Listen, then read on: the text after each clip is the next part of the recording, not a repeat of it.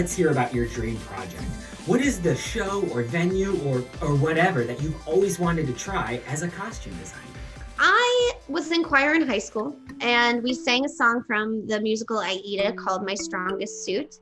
And I was obsessed with that song and didn't know I was a costume designer yet, but looking back, obviously, was obsessed with that song. There's a fashion show in the middle of that song in a dance break, and I have always wanted to do an Egyptian fashion show. First, I really, really, really want to work with Frantic Assembly in England. They're a theater company that I've loved and adored and like followed them religiously. I think the work they do is so brilliant, and their physical theater pieces are amazing. The dream show for me, I don't necessarily know exactly which one, but something that is big and gorgeous and lavish 1770s. I want the big panniers, I want the huge wigs, I want the gorgeous, rich fabrics. Big dream, I think, would be to go back to school and get my doctorate in essentially the history of Western dress as told through a feminist perspective. Second, the show that I want to do so badly is Intimate Apparel by Lynn Nottage, because I want to design those costumes so badly.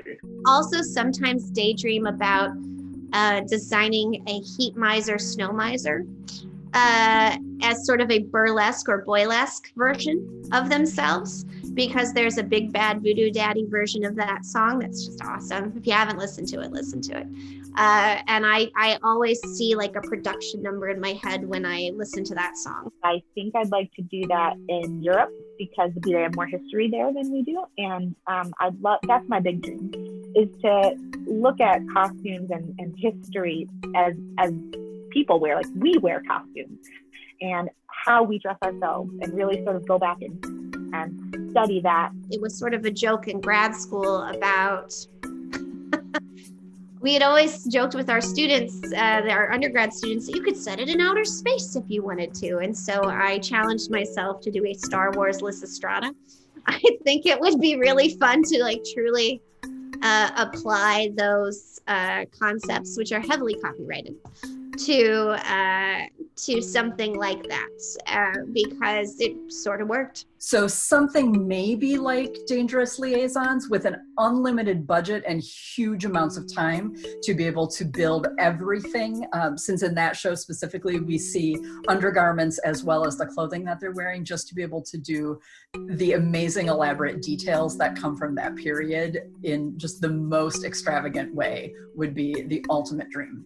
And my third is I just want to create an iconic costume. That's always my goal when I'm designing the show. I want to create at least one iconic costume that people are like, oh, that's from that show.